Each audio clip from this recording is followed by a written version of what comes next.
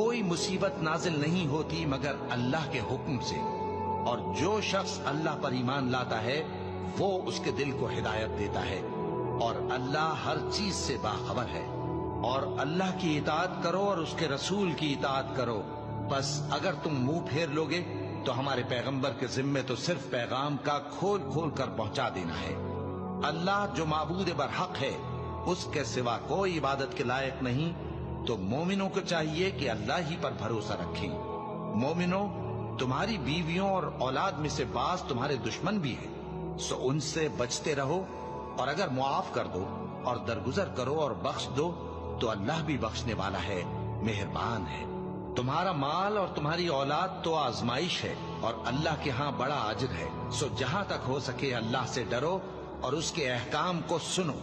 اور اس کے فرمانبردار رہو اور اس کی راہ میں خرچ کرو، یہ تمہارے حق